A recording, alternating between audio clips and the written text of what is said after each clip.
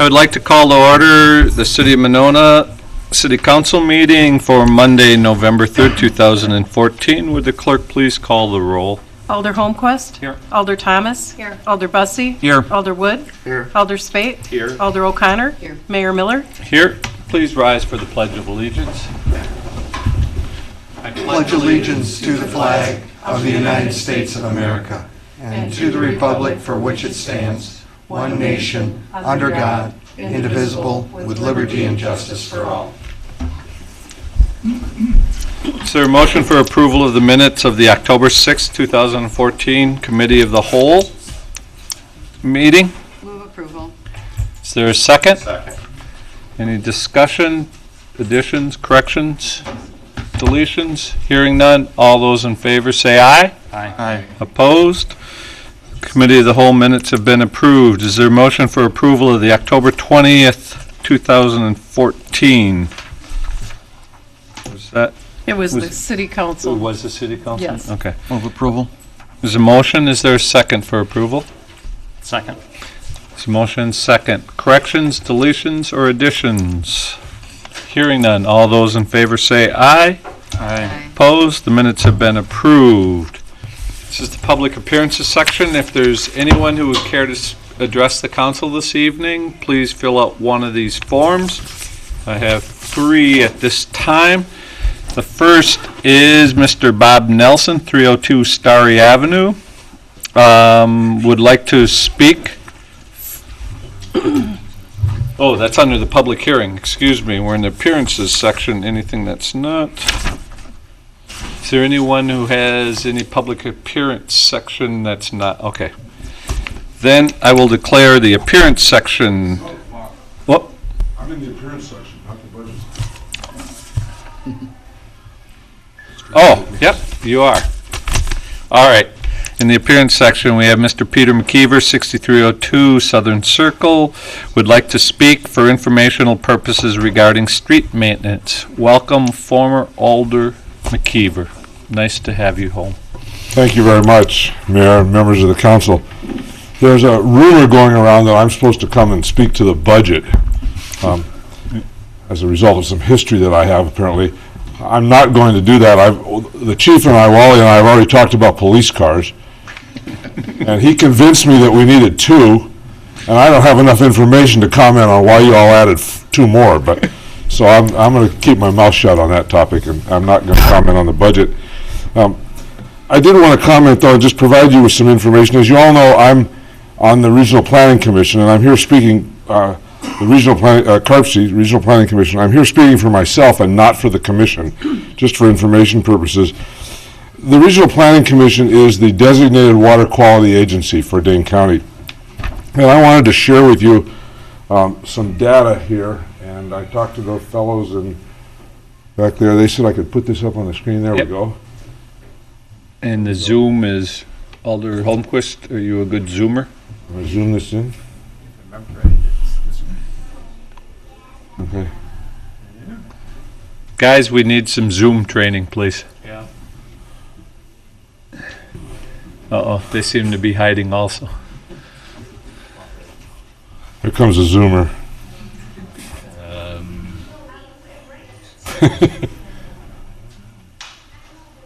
Well, there we go. Okay, great. Thank you very much.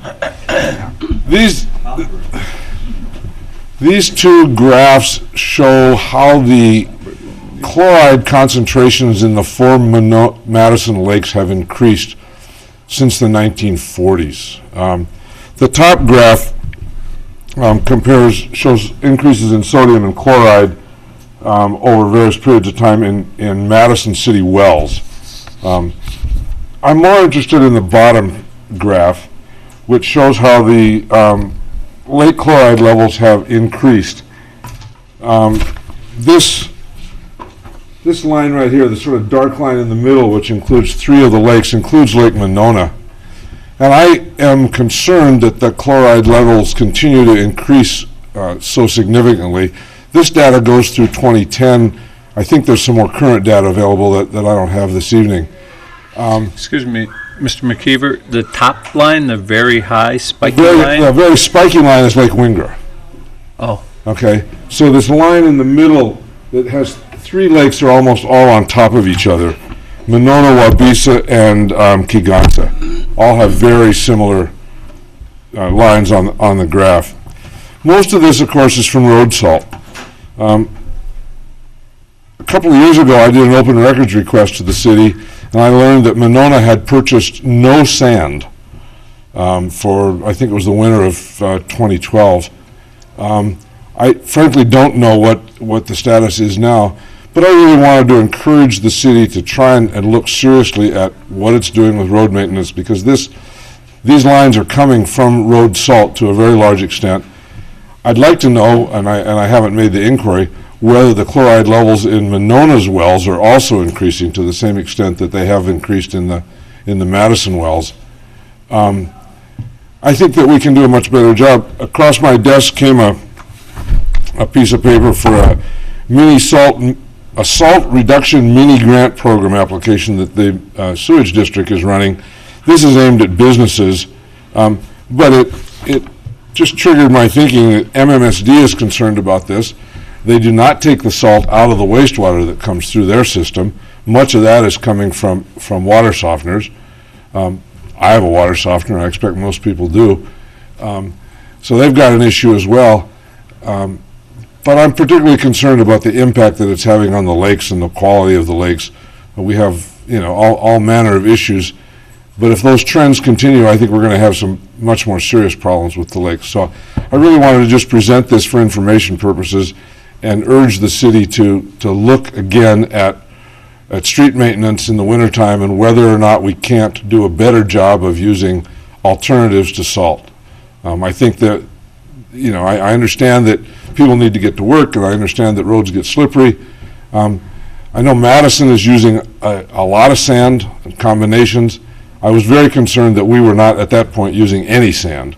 I don't know if that's changed or not recently, but I just wanted to bring this to your attention and ask you to think about it, and perhaps ask the Public Works Committee to think about it as well as you move forward. do you have this document electronic? I have it electronic, and I have a couple of copies here. Okay, I would love one. Thank you. And if you could email that to Pat, and he could distribute it to us. Okay, I can do that. Here's another one. So, that's all I had. I thank you very much. Thank you, Peter. Mary has a question. I don't really know. Could you explain, I know chloride isn't good for the lakes, but what effect does it have on the lakes? Well, it clears it obviously. It kills a It's lot not the of things. chloride, it's the salt, Or the which is salt. part of that. Yeah. It increases the salinity, which makes it much harder for the aquatic animals, to survive. They need fresh, clear water, so it's not just the fish, but it's the invertebrates and microinvertebrates that the fish feed on are impacted by that. They serve a variety of functions in the lake in terms of the quality of the lake. It's a problem. Okay. I'm not a scientist. I won't claim to try and give you the details of it, but it's something that I think we all ought to be concerned about. And I think, as I've said before, I think Monona has a special responsibility to Lake Monona, given our location and the amount of shoreline we have, and the fact that a vast percentage of our street runoff runs into the lake. Did someone present to CARPC this data? No, or this data this is totally you've gathered on your own Well, no, research? it's in the Dane County Water Quality Plan. Okay. These are charts that are in the longer Dane County Water Quality Plan, which was just updated by CARPC, if I'm not mistaken. I think we just updated it. Thank you. Very enlightening. Thank you Any very other much. I questions? appreciate the time. You've got a busy night, so thank you for all Thank you you. do. Now I will close the appearances section unless there was somebody else and move on to the public hearing. Item 1 is to receive public input regarding the proposed 2015 operating budget. And we do have two people. Now, Mr. Nelson. Bob Nelson of 302 Starry Avenue would like to speak for informational purposes only regarding the fire/EMS staffing. Mr. Nelson.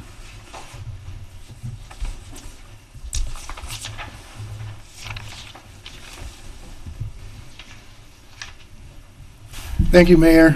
Thank you, City Council, for giving me a couple minutes to make some comments about the staffing. I'd like to start by thanking our Chief Sullivan for significant work in pursuing some options from a number of points of view regarding staffing and how we can maintain numbers, how we can maintain service and that sort of thing with a decreasing number of volunteers, which is something that everybody's experiencing.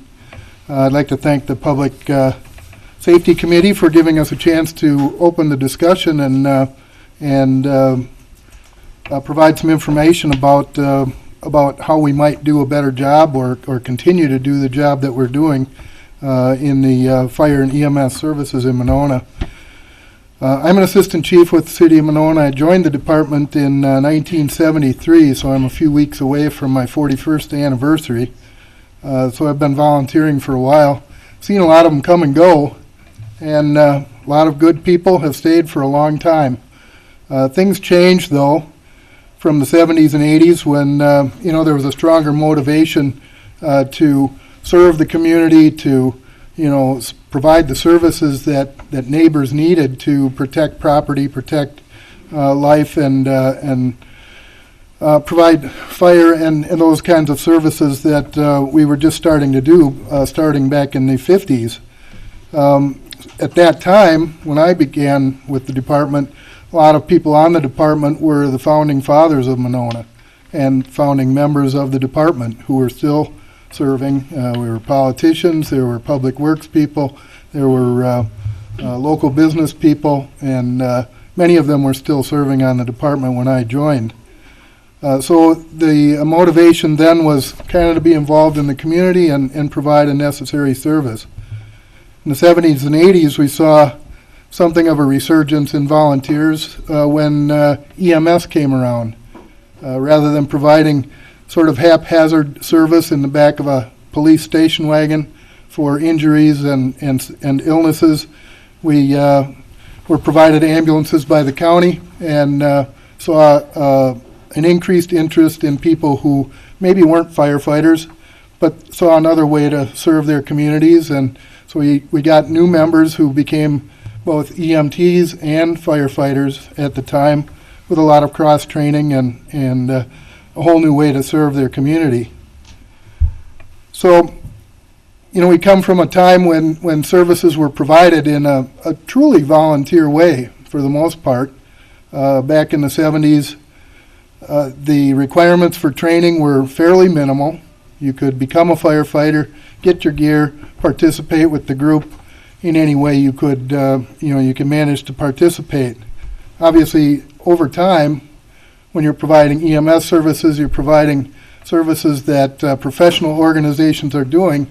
Everybody's got to play by the same rules with regard to training, with regard to practice and certifications and equipment and everything else. So the demand on people has become much more demanding, and families are different these days. They are stretched in different ways than we were back in the old days, and the nature of the service is more demanding and more dangerous in some ways because of the things that we do. Volunteer recruiting and retention is nothing new.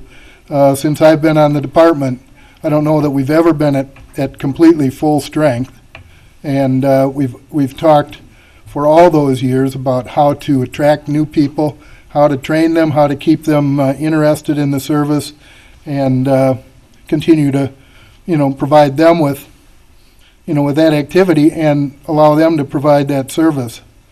So the discussion of adding some people or providing some kind of stipend to those people who are willing to volunteer to provide these services is certainly something that's worth talking about.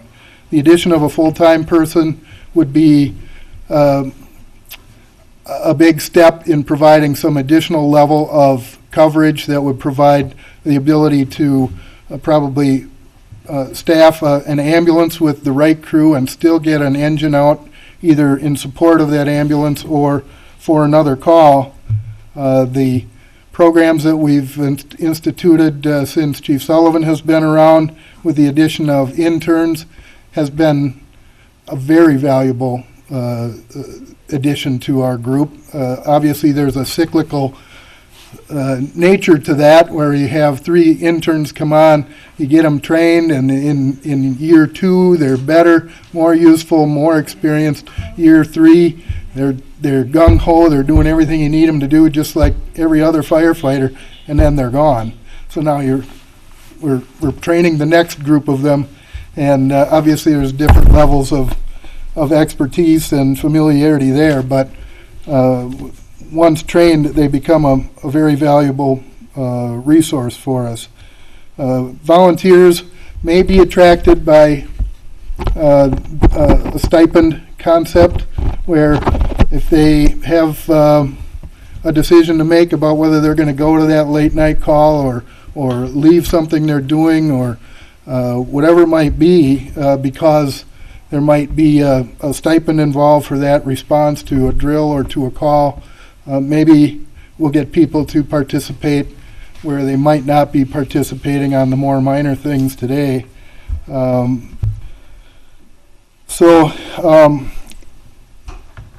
It's kind of contrary to what the Monona Fire Department would have told you, even recently, where there's always been this concept among the volunteers that even if offered, they wouldn't accept payment for what they do, because it's always been kind of a badge of honor that, you know, we volunteer to do what we do. Another thing down the road, I've heard some discussion here tonight prior to the meeting about future talk, but I believe that additional discussion needs to continue to go on about how to improve our facilities so that we could make maybe more use of interns or more use of volunteers who may not be within our community boundaries and may want to serve by, you know, staying at the station while they're filling a shift, or providing their obligation for the month or whatever. So having more comfortable living quarters would be a big benefit in the future as well. Right now, we're obviously always looking for volunteers. We have a small but extremely good, hard-working crew of a lot of young people now, as well as some of us old bucks who are still hanging around. They're all enthusiastic about what they do and about the department and their contribution to it, and I believe it's worthwhile to try to move some things forward that might help us keep them around and provide a better morale and a better level of comfort in what they're doing voluntarily. So we don't breathe smoke anymore, as we did when I joined. There was still a limited amount of technical equipment and safety equipment and all that, but we still risk a lot to be involved. More volunteers and a larger response improves the morale and the delivery of services and the safety of all the teams. So our goal is to everybody goes home. So thanks for your time. Thank you, Mr. Nelson. And I'm sure I speak for the rest of the council. And thank you for 1973. I was quite young then. So your service is greatly appreciated. I now have Mr. Dan Eckloff, 5408 McKenna Road, who would like to speak in favor of additional staffing for the fire department and public safety. Mr. Eckloff. Can you top 1973? Actually, I was 79, so no, I can't. Council and Mayor, I appreciate the opportunity to speak to you and ask your support for that additional staffing. The good news is Chief Nelson said most of everything I was going to say, so I'm not going to repeat him or myself. Couple things I would like to talk about is earlier this evening we had a discussion about what's different between today and let's say 10 years ago. And a lot of things that have happened is our environment's changed as far as our socio-economical environment. A lot of dual income families. When I joined the department, a lot of moms stayed home. Other partner could go to a call, family members would stay home with the other one. Even when I was younger and I had young kids at home, my wife and I did split shifts. She worked nights, I worked days, and if we had a call at night, I had to stay home with the kids. That happens more and more. Our kids are more involved with everything today. I mean, we're always taking them to the hockey games, football games, voice lessons, whatever the case may be. Trying to be good family members, support our family, that obviously comes number one. So another thing was, when I first joined, my employer would let me leave during the day. If there was a fire call, I could go. I had to make the time up, but I could call. A lot of the employers are reluctant to do that nowadays. If I hire you, I want you here for that time. If you don't want to be here, I'll get somebody else that is. So that's something that's going on too.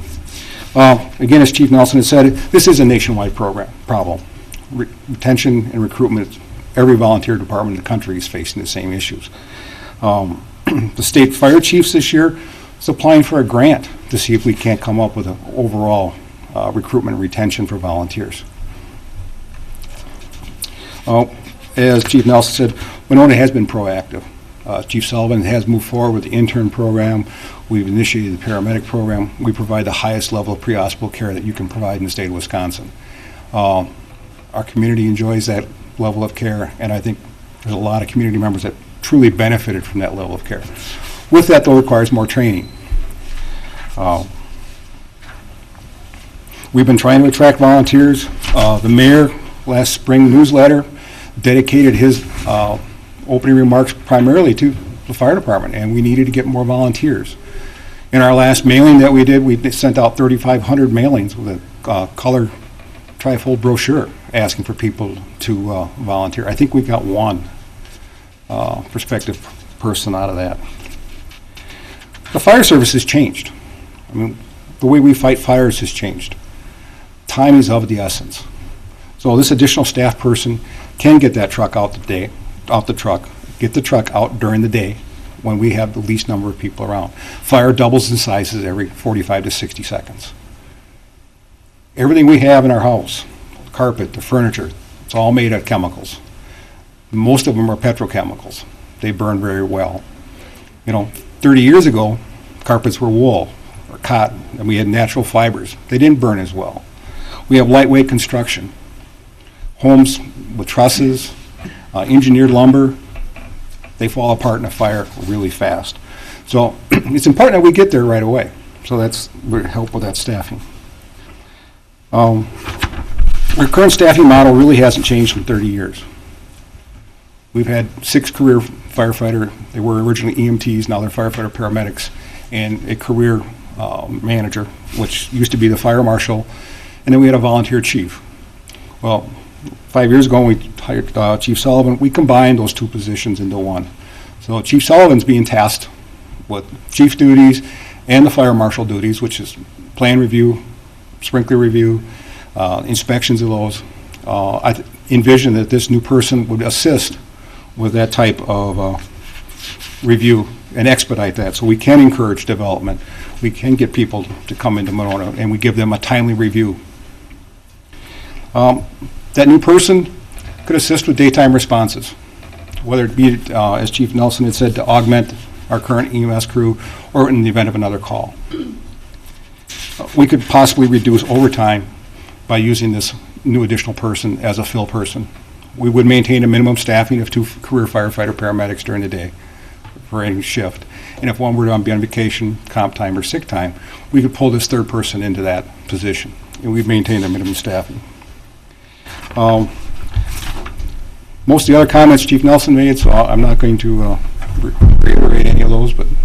Alder Thomas? Yeah, I had a question, because none of you mentioned this, but my recollection is the model has changed a bit in that long ago, not too long ago, the public works crew was trained and responded.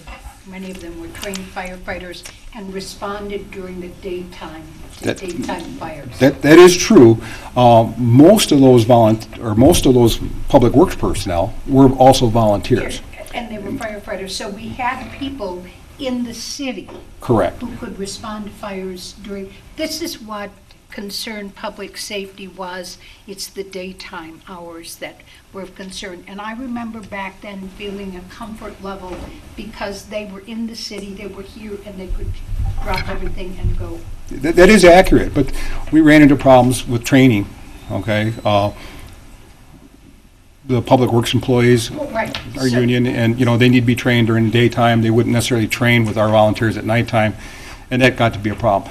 In the past, the public work guys were on our department. They'd come to drills with us on Tuesday night, and they got their training that way. And then things just kind of fell apart. But you're right, Kathy, and that was in the 80s. So it gave a level. The other thing, and I was going to ask the chief, and I'm not sure when the appropriate time is, but is it the ISO ratings? Well, ISO ratings determines our rating for insurance purposes That's correct. based on a very large number of criteria. But staffing is a significant part of that. It talks about our water supply, it talks about our equipment, it talks about our training, how often we inspect our equipment. All those things go into a huge formula, and the ISO produces a rating. And currently, we're a 4.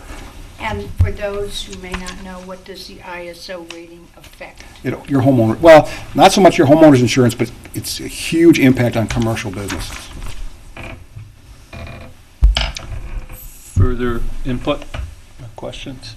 Alder O'Connor? Is it 4 on a scale of 1 to 10, 1 to 10? yes. 10 being the best? No, 10 being the worst. There's 2 departments in the state of Wisconsin that are 01. Madison is a 3. It's a lot of things that you need to have to get to that point. A 10 would be virtually you live in the country, there's no water supply, and your department's 50 miles away. Thank you, Mr. Eckloff. Is there anyone else who wanted to address the council on the budget? Hearing none, I will declare the public hearing section closed. There is no consent agenda this evening under council action items. Number 1, unfinished business. 1A is consideration of resolution 14-09-1986 approving a 2014 capital funds transfer for Schluter Park restroom design, brought forth by the Parks and Recreation Director. This was tabled originally on October 6th and also on October 20th. Is there a motion for approval? We have to remove it from the table. Oh, then. yeah, excuse me. Yes, is there a motion to move this from the table? So moved. Second. Motion and second. All those in favor to remove this from the table, please say aye. Aye. Opposed? Is there a motion for approval? Move approval. Second. There's a motion and a second. Jake? So this is part 1 of the 2-part amendment tonight. So this is the capital transfer of the money from existing projects to fund the design. So we also have the design contract on the agenda. But we had several capital items that either due to timing or higher bids we weren't going to be doing in 2014. So we had $20,500 proposed to transfer over for the design of Schluter Park restrooms What for was the this amount? year. $20,500. All right. Discussion. Hearing none. All those in favor say aye. Aye. Opposed? Would it be appropriate to move the next item up, just as long as we're on it? Does anyone have a problem with that? All right, then I would like to go under new business, and you'll note that this is starred for immediate action this evening, which is item 2D, is consideration of resolution 14-11-1994, which is the awarding of a contract for the Schluter Park restroom design and construction administration, brought forth by the Facilities Committee. Is there a motion to suspend the rules? I'll second. There's a motion second to suspend the rules, take this item out of order. All those in favor say aye. Aye. Opposed? Is there a motion for approval? Move approval. Is there a second? Motion second. Jake? Sure, and just like to thank Shannon Hayden, our new project manager, for doing a great job on putting together the RFP for architectural services for this project. As a response to that RFP, we had 4 firms that provided proposals for the design, bid document preparation, and construction administration services for the Schluter Park restroom project. Those 4 were Dorschner and Associates at $20,500, RO and Eberly Architects at $31,700, OPN Architects at $33,000, and MSA Professional Services at $45,000. Staff reviewed the proposals carefully, contacted the low bidder to discuss those bid amounts, and it was reviewed at the Facilities Committee on Tuesday, October 28th. And based on those reviews, it was a recommendation that we proceed with the lowest qualified bidder of Dorschner and Associates with a contract not to exceed $20,500 and a contingent upon Attorney Cole preparing the final contract and having it executed. So the maker of the motion second, there is that additional point that pending contract being provided by the city attorney. You're both okay with that? Alder Bussey, did you want to add anything from facilities? Did you need a motion to? Yeah, could we revise the motion, would the Friendly maker? amendment that it be contingent upon Attorney Cole's contract review and drafting. Do we have to vote on the amendment, or can we just add it? It's friendly. Friendly amendment, okay. All right. Did you also want to add anything about the quality of this contract? We've had experience with not only the architect, but the engineers that, and so is the city, in all 3. And do you want to share their experience with shelters? Did you? Sure. The Dorschner Associates were the designers of the recently constructed Dolly Bike Hub in Fitchburg, and they also have many projects in their portfolio that dealt specifically with park shelter restrooms in both local, county, and state parks. Would they be in a position to assist you in going for those bike grants, those county bike grants, or do you not need that kind of help? You know, it wouldn't be in this contract, but I'm sure they would probably be able to provide that, but. All right, further discussion? Hearing none, all those in favor say aye. Aye. Opposed? Motion carries. Thank you. Jake. Good job. Thank you, Shannon. Good job on the RFP. Came in just under budget. Moving back to unfinished business, item 1B is consideration of ordinance 10-14-666 concerning the issuance of operators licenses brought forth by the License Review Committee. Alderwood? I'll move approval. Is there a second? Second. Motion second. Anything you wanted to say, Alderwood? It's basically bringing our ordinances into line with state statutes with regard to the council issuing operators licenses rather than the clerk. So, Any dramatic change or anything? No. Nope. All right. well, we may, one thing, it's not a dramatic change. I think we'll see on our agendas periodically on the consent agenda, we will have to approve all of the operators' licenses, all the bartenders' licenses, in other words. But if they're, basically, if they come in and the police department does their check, their background review, and they don't have a problem with it, we still have to issue the license, so, there'll be that on the consent agenda. I think that's the only thing that you'll notice as a change. Okay, further discussion? Hearing none, all those in favor say aye. Oh, I'm sorry, this was under unfinished business. Is there any reason we should? No, it's unfinished. Oh, it's unfinished, I'm sorry. Long day, excuse me. All right, all those in favor say aye, please. Aye. Opposed? Motion carries. Now, moving on to new business. Item 2A is consideration of Resolution 14-11-1991, authorizing a contract with Vanderwall and Associates for planning services for the waterfront redevelopment master plan in the city of Monona, Wisconsin. This was brought forth by the CDA. Alder Bussey? Mayor, I'd like to recuse myself from 2A, 2B, and 2C, please. Alder Bussey is recused from the next three items. And we have guests from Vanderwall. Scott, welcome. Thank you. Good evening. Scott Harrington with Vanderwall and Associates. I guess with your agenda, first up is items 2A and B, which are contracts. Tried to, in the scope that we provided, be pretty detailed about what we were looking at. First is a very detailed master plan for the whole area that we're calling the Triangle, and looking at what would go there, how it would be configured, what would the waterfront look like, and the gentleman mentioned earlier about stormwater, and that's obviously one of the bigger things that we'd be looking at too. And that work is proceeding already along pretty well. We're hoping to have a plan to bring forward to you the first part of next year, coming from the CDA.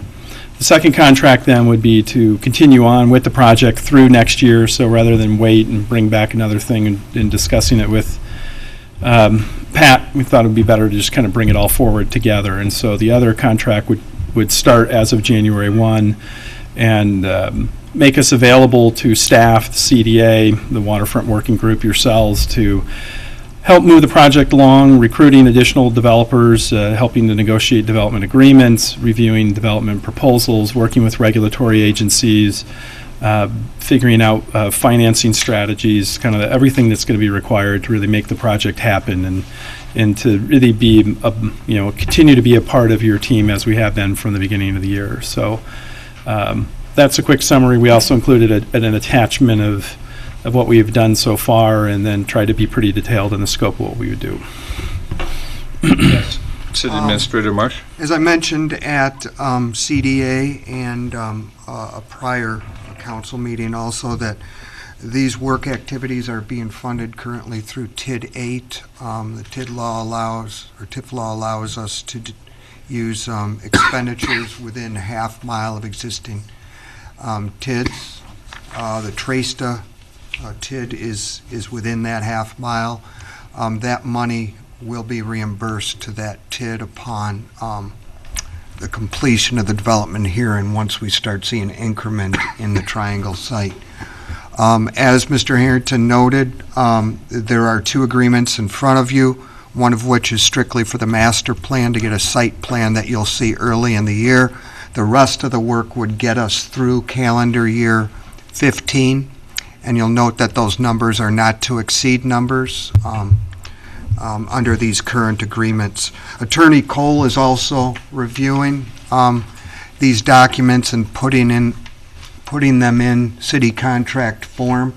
So at the next meeting, if you so choose, you would approve them contingent upon Attorney Cole's review, which will likely be done by then anyway. So, questions? Seeing none, moving on to item 2B is consideration of resolution 14-11-1992 is the authorization of a contract with Vanderwall and Associates, Inc.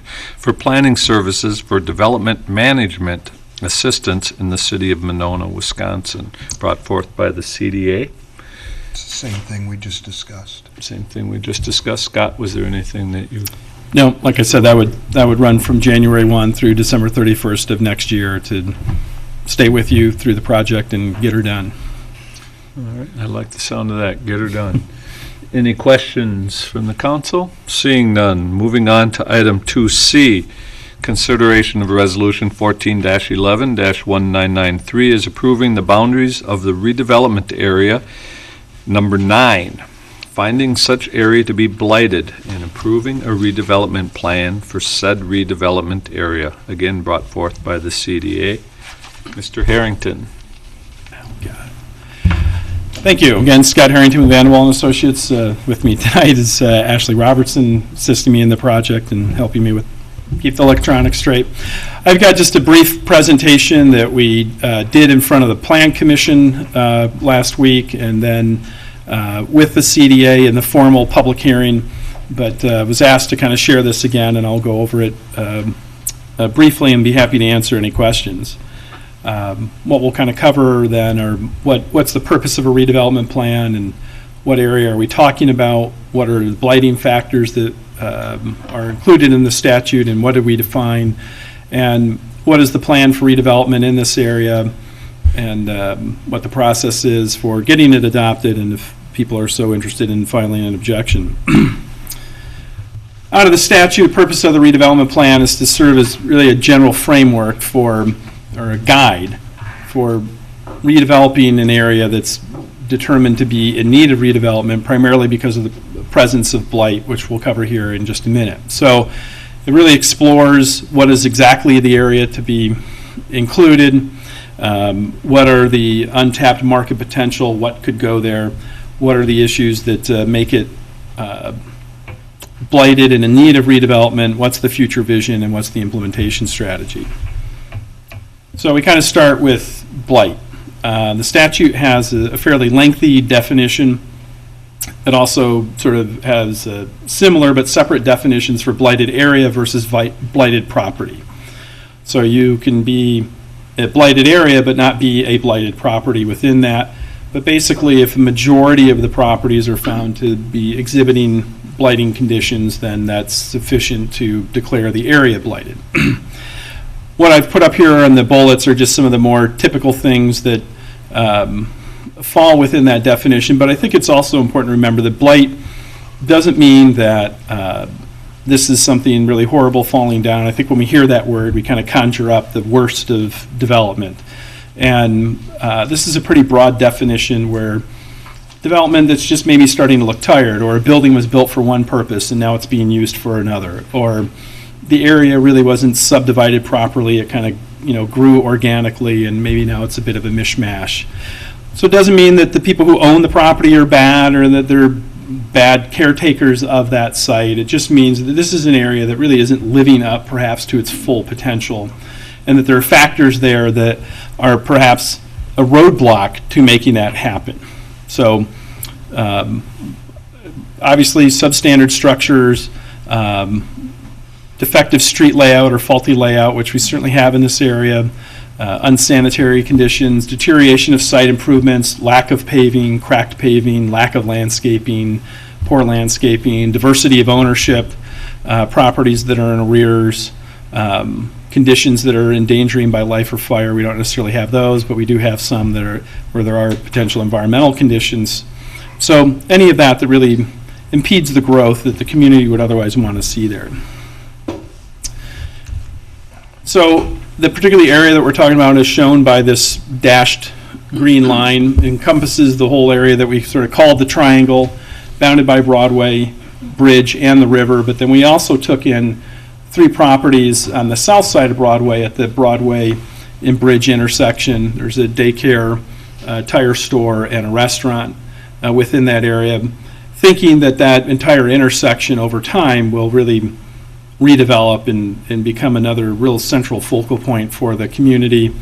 But the emphasis in the first part clearly is really on that north side. The south side would be something a little bit more in the future. I might add that unlike TIF districts where there is a statutory limitation on how long the district can be in place, and once you start it, that clock starts, and the statute dictates for how long that would be in effect. The redevelopment district is in effect for as long as the CDA and the community feel it needs to be there. So in that sense, these can be very long-range plans. It's not like we have to get it all done in 10 years or it expires. That it really be up to the CDA about how long they wish to keep the district in effect, and it says that within the document that you have before you.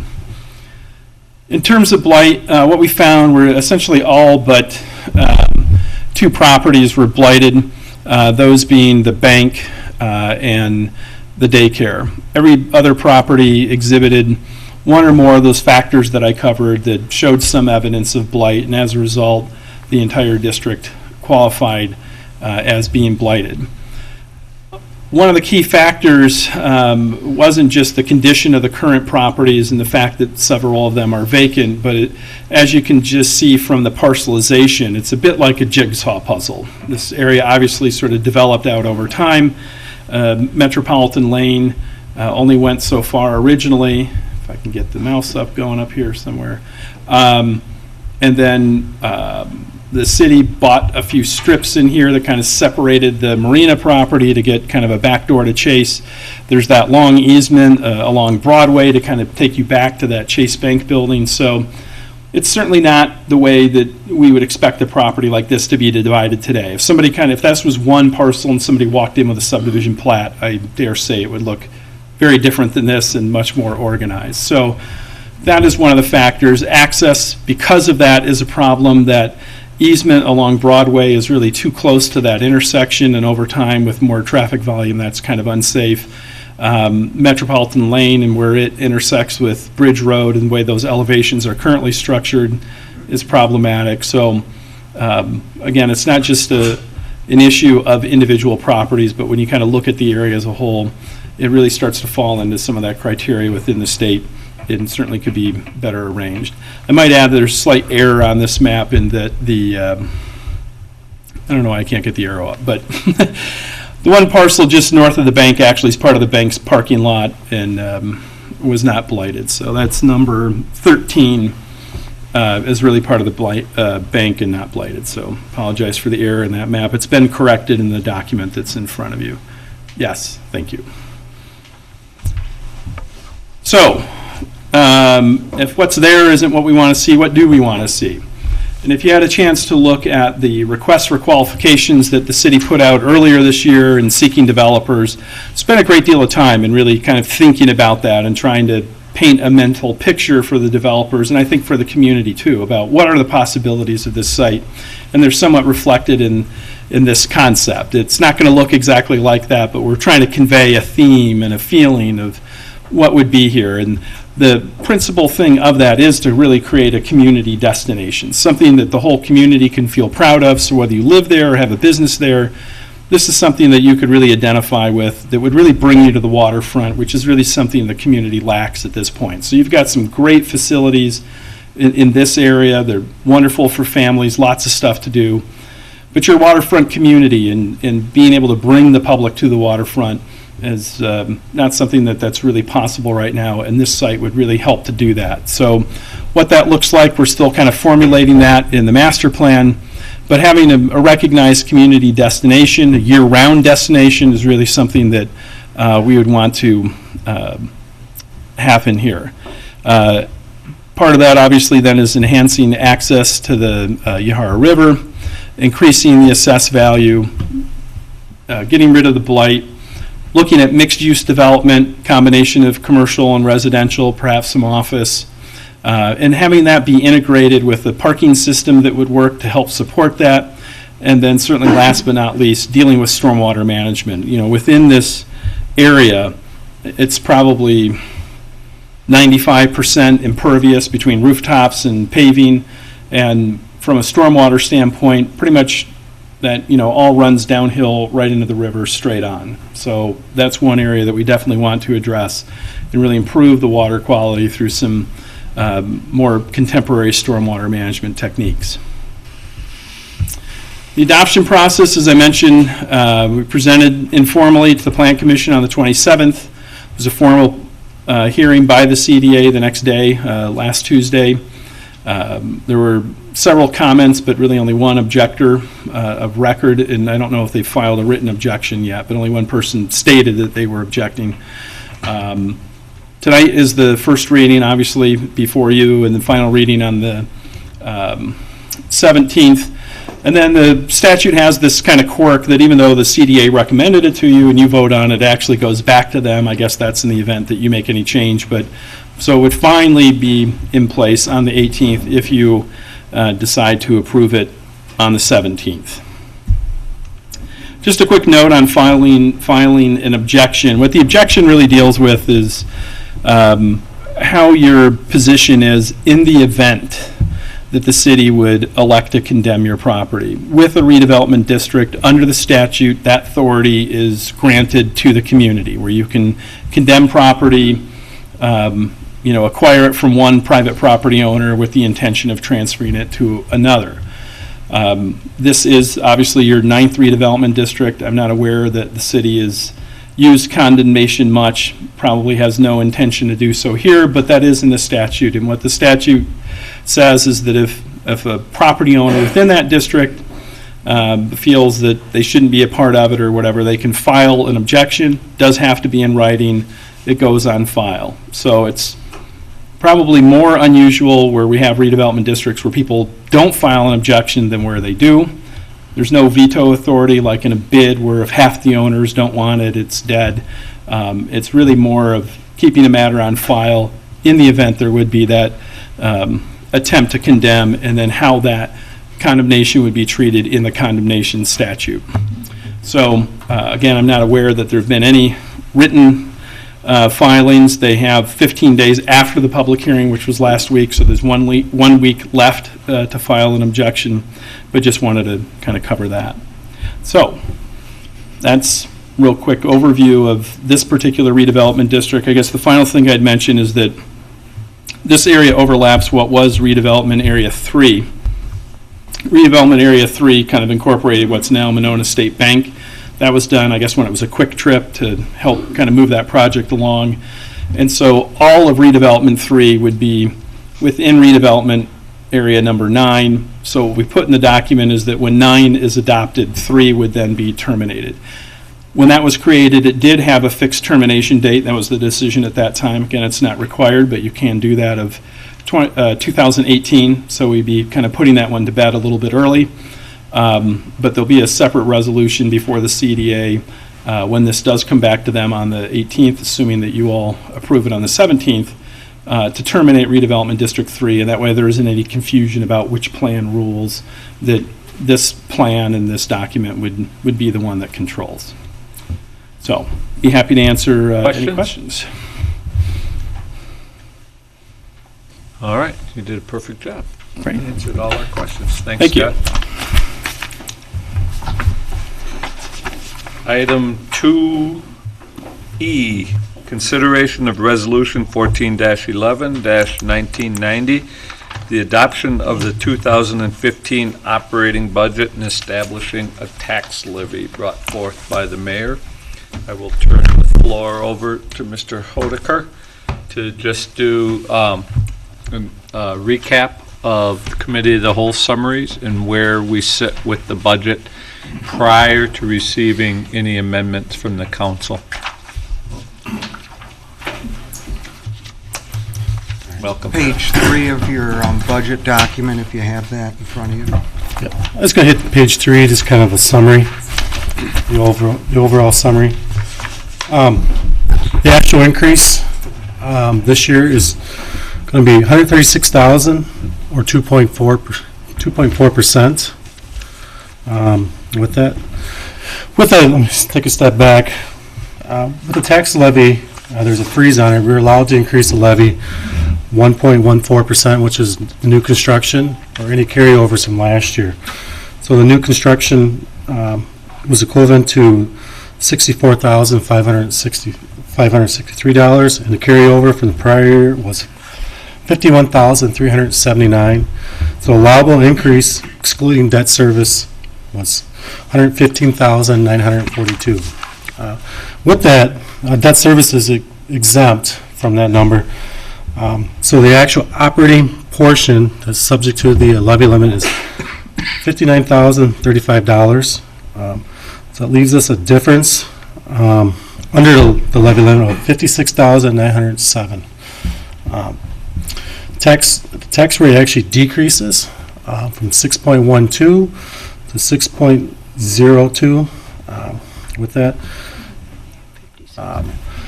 Another thing is just to hit back on what it cost. What would the increase be for property taxes for residential? It was $101. If you had a house that was last year at $240 and now it's at $260 with that. Mark, And could you please explain to the public, when they hear you just mentioned we actually lowered our tax rate by 1.69%, and yet you're talking about an increase of $100 if your average house of 240,000 increased in valuation to 260.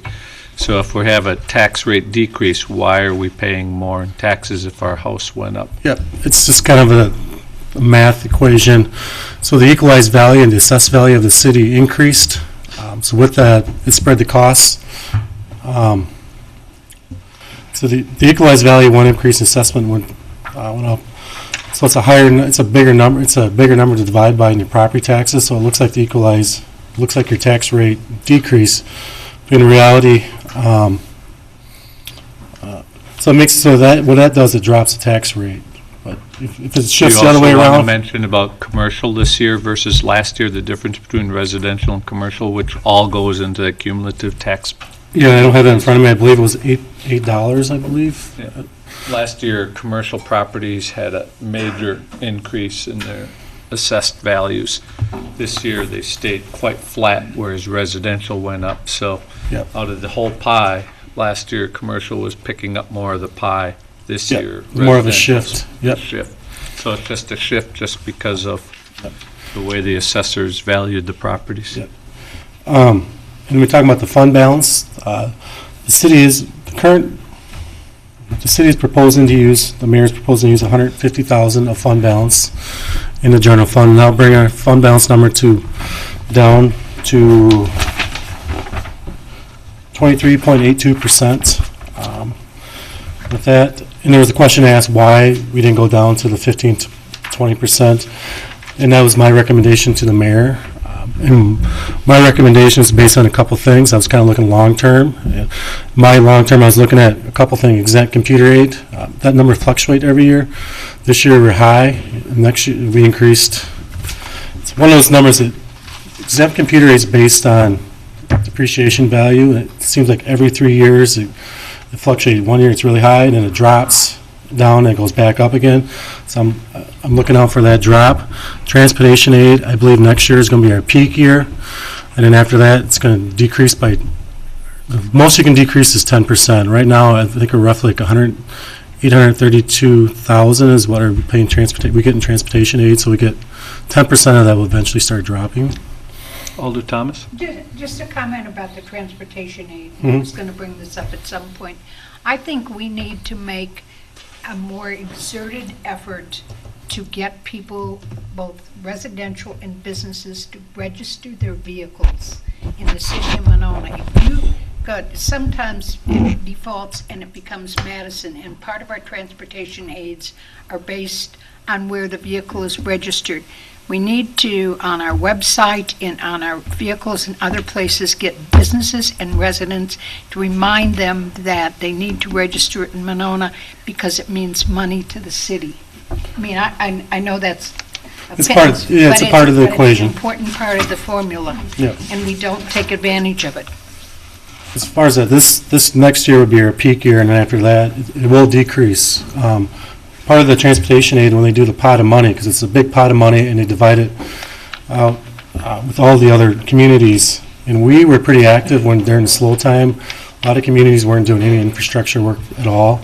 So they'll start doing some infrastructure work. You can see when I look at different communities and what they're doing, their numbers are increasing. Ours are going to level off and start to drop. So that is something I'm looking at. That's going to eventually drop. Library aid is an issue that we're looking, will be an issue in the future with the future libraries. There will be some dropping there.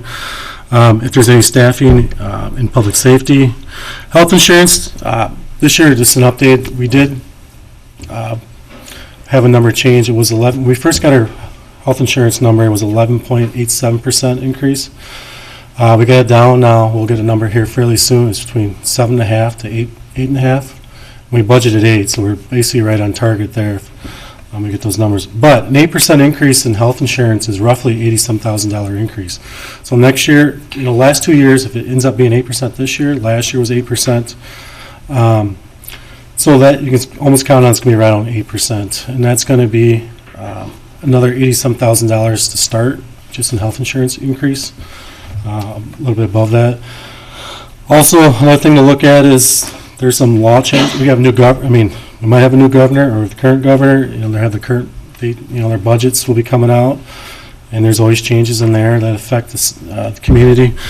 Also, there's one that's been at the legislation, they've been looking at as a motel tax and how they allocate that, and that's something they're looking at. We're grandfathered in right now. If you don't know, we keep all the money we get from the hotels. 8% comes straight to the city. So we're grandfathered in this law. Currently, the people who aren't grandfathered in, a certain percentage goes to like their visitors bureau or chambers, and that's what they're looking at right now to change.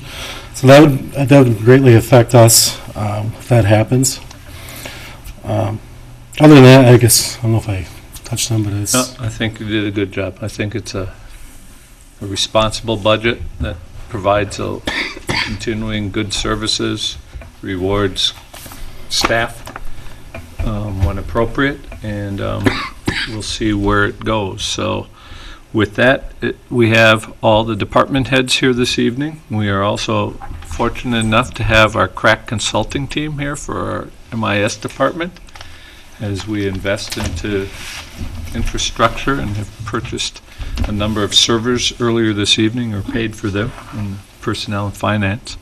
I guess I would ask our consultants to come up just because Leah and Sarah may not have been able to always respond to all the Sure, go ahead. thorough questions, but I know you're quite aware of the mayor's displeasure with our email system. And after 4 years, it looks like there may be a solution to, as I just sat here, being warned not to open my email.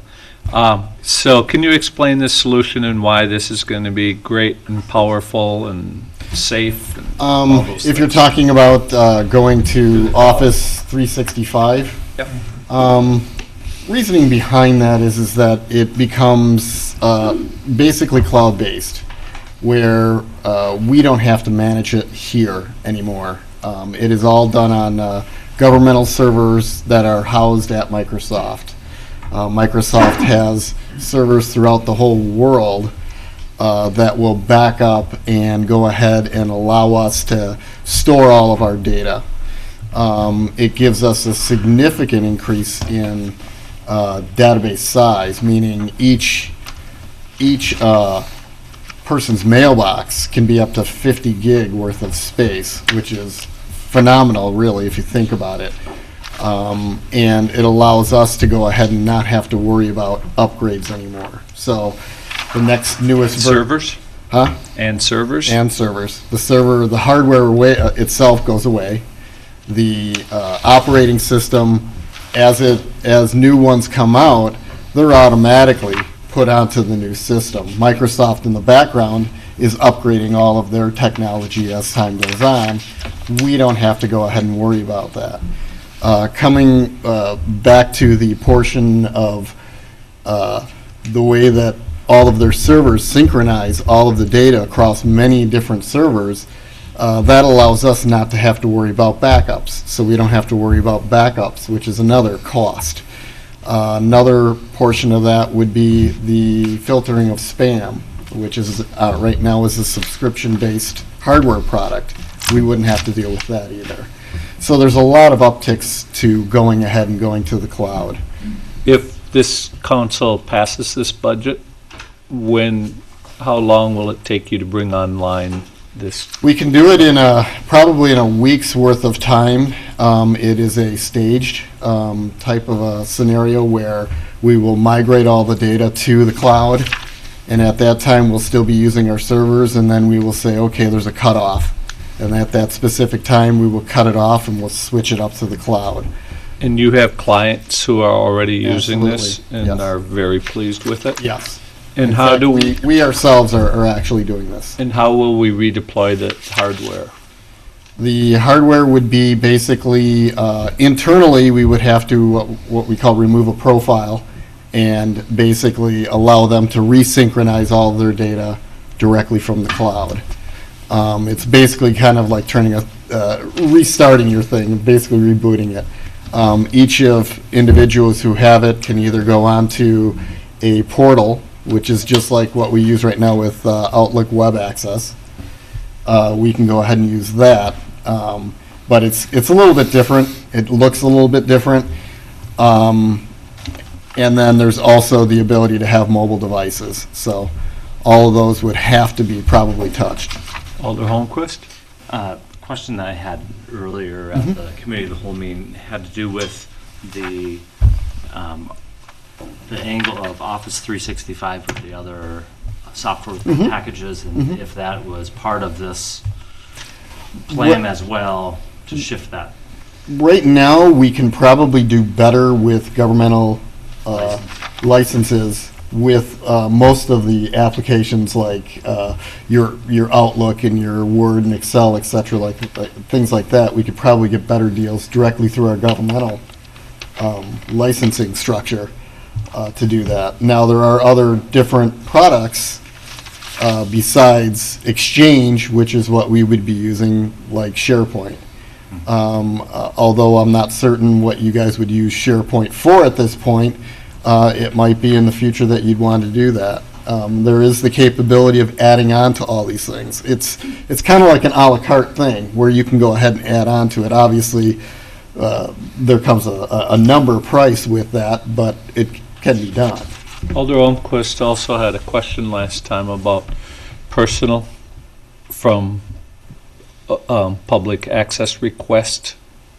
What was your question Well, it kind of again? ties into what you talked about with SharePoint. That has to do with a lot of our agendas, that if we're able to view and have notes, personal notes that are not shared, because then they are not then it's your personal notes that are secured, versus saving something to a hardware device, which then becomes public notes. Open records this requests. We had this discussion when our attorney was here as well of when we're looking at some hardware devices for Alders, which was passed in the capital budget, and then the interface with this piece. I was just looking forward to determine how we're going to look at using both of those pieces without running into conflicts.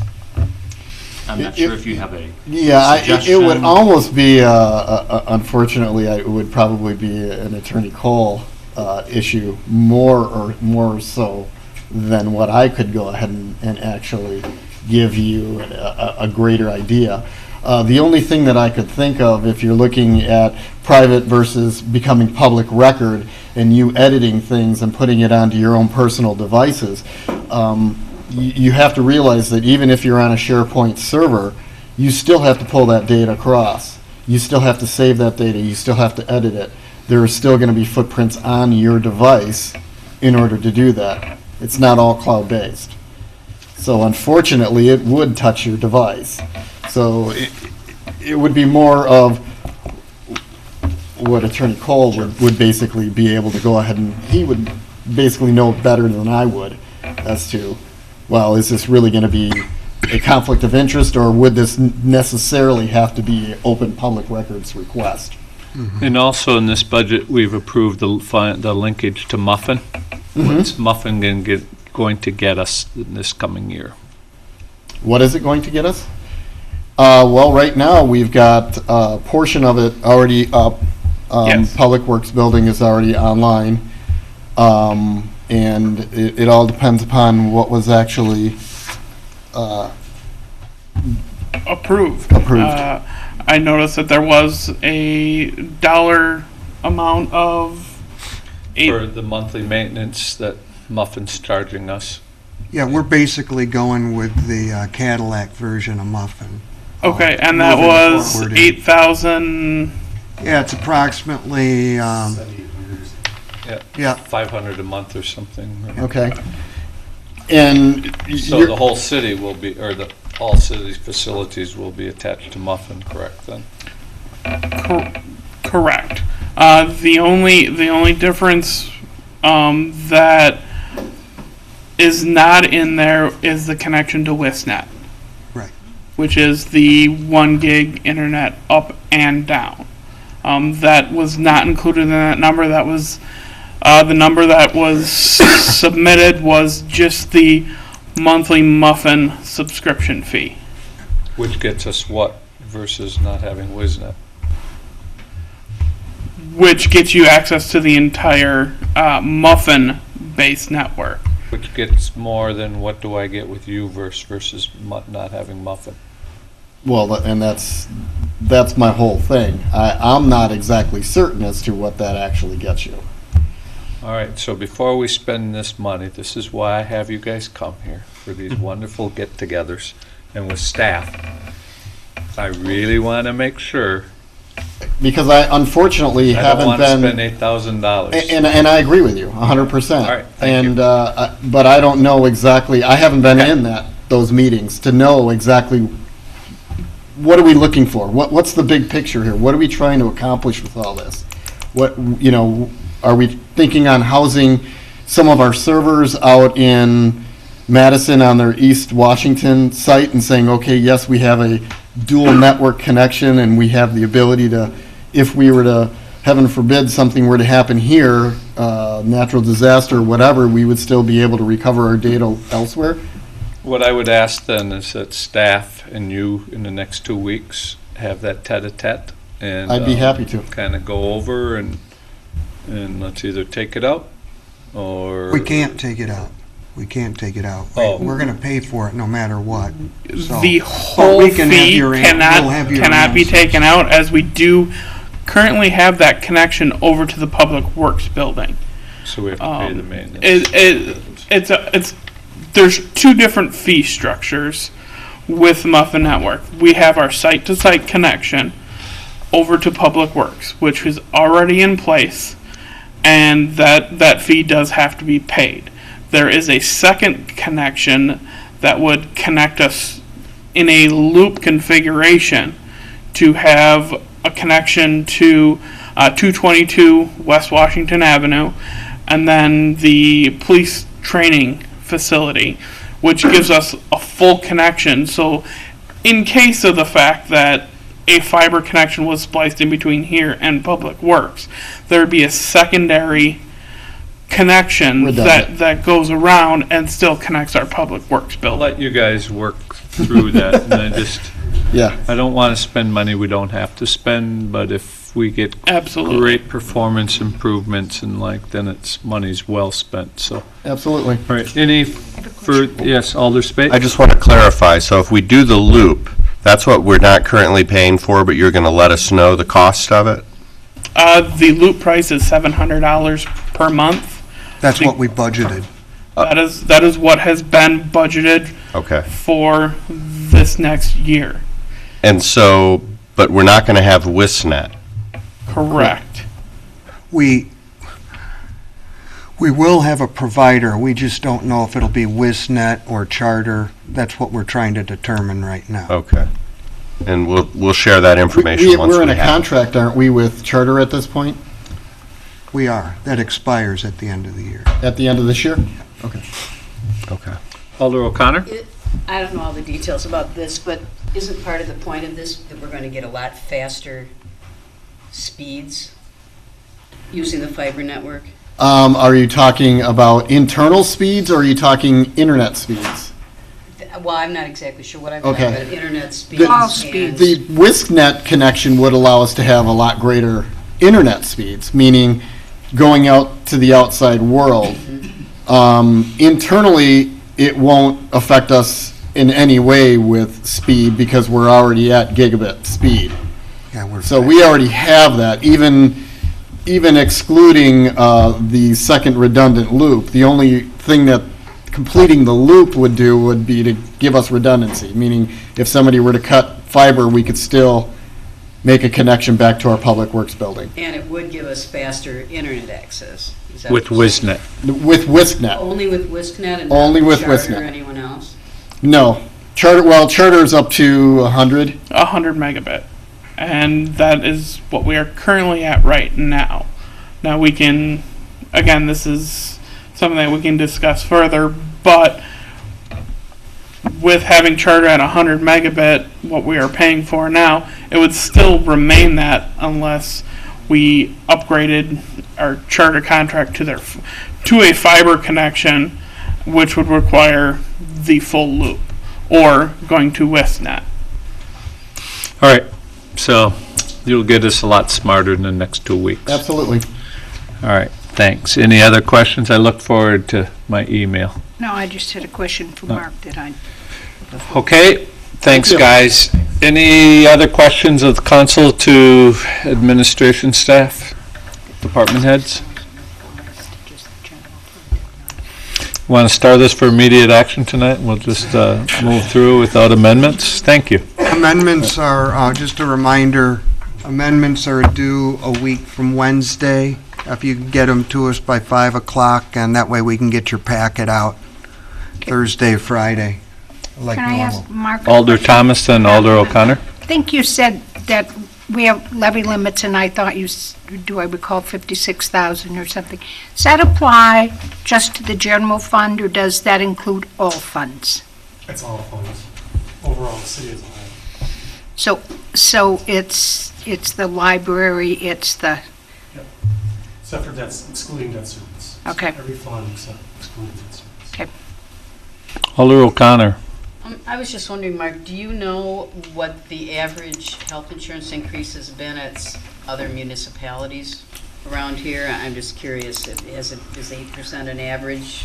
We, Lee and I actually had a meeting with a few of the administrators last week, and the state plan increased 6%, 7%, I'm sorry, 7%, and Unity was the rarity in the group. They increased 3%. So we're right on line pretty much with the majority of the other communities. State plan, you mean Dean and all of the plans the state makes available, or? Yes.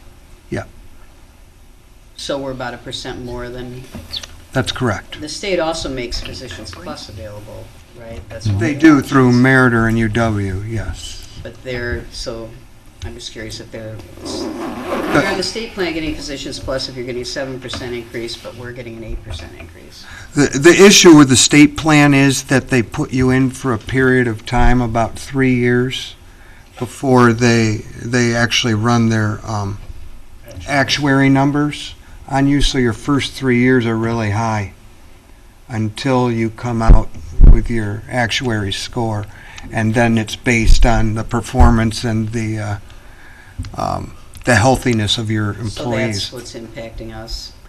No, we're not part of the state Part of plan. the state plan at all? No. The state plan has different co-pays, it's like Yeah. a little bit different. Apples to apples. I think the plan moving forward is to, if they do get it to the budgeted number this year, it'd be up to the council ultimately, but staff recommendation would be to proceed this year and look to shop the health insurance mid-year next year so that we'd have more time. It will be our 3rd year, and that's kind of what I've shared with staff, that I want to do a full review, including self-insurance, just to bring that into the mix, because the insurance, obviously, as you all know, the world of insurance is changing greatly, and I think next year is going to be a revelation year, because a lot of, with the federal mandates that came through, there was no actuarial data behind that, so it was kind of throwing darts to make some of that, and now they'll have a year under their belt. And so I've asked staff to be nimble, and we've been on the good side of that for 3 years, and I hope to, so this year we might be 1% higher, but compared to the 15% where it started at the beginning of the year, and I know some private companies that are in double-digit increases. I can live with this. Yeah, it just blows my mind. My husband, I've state, because I'm retired, I have state health plan. My husband can get private with an HMO Dean Care for half of what the state plan is. But is it apples to apples in Yes. quality? Oh, okay. Yes, absolutely. Okay. Leah has a comment. Leah, You want to come up to the mic, Leah? Last time you raised your hand. I just wanted to add, kind of what Kathy said, and for Mary's benefit too, is that, our plan and the state plan are not apples to apples. They have different deductible options, copay options, things like that, and we're not getting the same rates as there are in the state plan. I think the rates we're getting are better, actually, than a lot of the rates that we are seeing in the state plan. So I just wanted to interject with that. I think the insurance companies see the state coming. I really do. Could be. All right, further questions? Alderwood? I had a question for Mark. Yep. Forgot earlier. Couple for Medicare supplemental. It's $870. Mark, this year, we have carryover from last year that we were able to use because we were under the levy limit, is that right? Correct. So if we were to use, say, fund balance Prescription. to Prescriptions. to reduce our levy below that limit again, would we be able to carry it over to next year? There will be a carryover. You could carry it over. They don't give you the full amount. They give you a percentage. Of what the percentage is? It's usually about, I think it's about half you get. So we'll have another carryover for next year, a small amount. They make you do it in years. They won't let you take it all at once. You know what, so we already know we'll have a carryover for next year. We'll have carryover for next year a little bit. Do you know how much it'll be? I think it's probably going to be, I think if I look at the numbers, around 40,000. How much? 40. Thanks. Further questions? Hearing none. Yes, Alder Spate. I was expecting to learn about the potential for an additional emergency services person, and will there be anything presented on that tonight? Or will that be part of the... That'll be a part of the budget amendment process. Okay. That would have to be proposed. That's currently not in the budget. Right. And if you do get a chance to watch the video, I'm going to, it was thoroughly discussed at committee of the whole in terms of the reason why and how it came up. But it was my understanding, and I haven't watched the video yet, but I didn't think we had a clear understanding of the cost of that individual yet. So is that true, or will I learn that? Chief? Mark can explain it. The cost of the extra fire EMS. The cost in the actual budget compared to what is proposed for the each of them is 35,000 for each fund. So fire is 35,000 and the EMS is 35,000, so a total of 70. But is that correct? Yeah, I mean that's the numbers that's proposed. So yeah. I know we've been working with Scott and Leah. I know we're trying to figure out how if it does happen, how we do the scheduling and how that all works. But we haven't, I mean, as far as I know there's a question of if that overtime number is correct. I still don't have a good answer. I know we've been working with Scott on that. But as far as what's actually proposed from the committee budget, what the committee approved to what's in compared to the mayor's budget is a total difference of 70,000. 35 for EMS, 35 for fire. And I guess reduction in overtime? Well, that's included what in they're the working on. 35 That's that what was- they're trying to figure out, yeah. But yeah, I mean, we're going to try to, I know Leah's been talking to Scott, I've been talking to Scott to get that number. But that, in the proposed, in the approved committee budget, there was a reduction in overtime. I believe it was 5,000. I'm not correct. Is that right, Scott? I think it was 5,000. 5,000. Yeah. So my question is the $70,000 that was discussed, is that a realistic number? And because I think there was some debate as to whether or not that's a realistic number for one to add a full-time staff member. As far as the numbers, I mean, it's a realistic number. The only number I was concerned about is the overtime number. That's the only, I mean, every other number is realistic. The overtime number, to me, I'm not confident on yet. And I know that's something we've been kind of working out to make sure that number makes sense. And I think we just have to figure out how the schedule would be and how that all work, the rotation, and kind of work from there. Okay. So we are talking to Scott and figuring that out. Yeah, there's a few other issues that we have to iron out too before we bring them up at the council level. Okay. Alder Wood. Are you going to operate on the assumption that there will be an amendment to offer that and then send us out this information you're talking about developing before the meeting? Yeah, we'll definitely have the true numbers for you either way, whether you propose an amendment or not. That way you can have those numbers in By front of you. next Wednesday? By next Wednesday. Really, the only number would be the overtime is going to change. And I think there's some other issues you have to look at because we have to open up the contract and talk about how that all works. I mean, you'd have to look into that because the contract right now is written for what's there now, so you have to look at how that would change a little bit. So there's some other issues too, I think what Pat's talking about, and getting it all. Can I ask about that? Don't you, when you add a staff person, wouldn't you expect overtime to go down? Or am I missing something? It should technically go down, but based on how we're going to work this, we have to figure that out. Okay. Yeah, But he's it talking is- about it going down, not going up, when you said he didn't Yeah, we know. proposed it to going down right now. I just wanted to clarify that's what we're talking about. Yeah. We would expect overtime to go down as a result of bringing in an additional full-time person.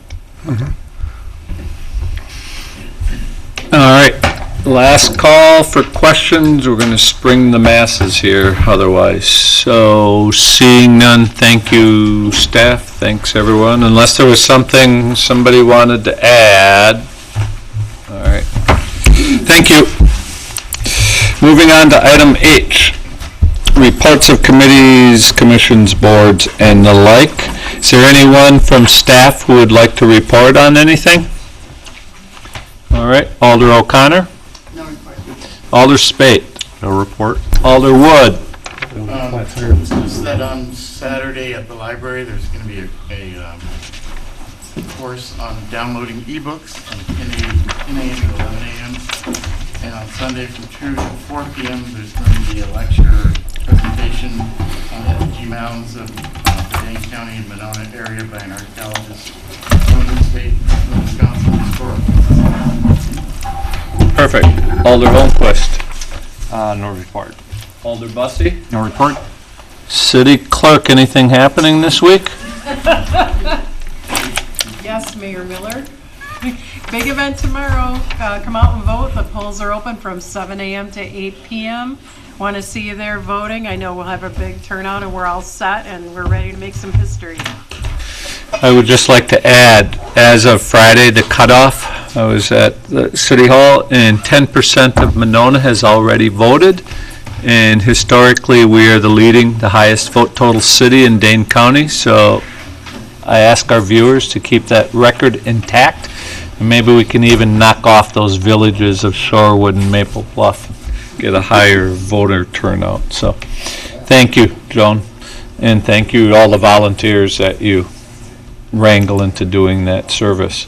City Administrator Marsh? Nothing additional. And the mayor has nothing more other than get out the vote. And moving on to assignments, we have Susan Manning is rejoining the Community Media Committee, effective immediately. Her term runs through May 2016. Eric Redding to the Community Media Committee through May of 2017. Carl Davik to the Community Media Committee through 2017, and Bob Boker to the Community Media Committee effective through May 2017. Is there a motion for approval of the committee assignments? Yes. I'm going to abstain from this. Can I move approval or? No, not if you abstain. Move approval. Second. Do you know something we don't know about any of these characters? Yes, I do. Oh, okay. Is there a motion for approval of the second? Second. Motion and second. All those in favor say aye. Aye. Opposed? The committee assignments are approved. Is there a motion for adjournment? Is there a second? Second for adjournment. There's a motion for and second for adjournment. All those in favor say aye. Aye. Opposed? Meeting's adjourned. Thank you, everyone.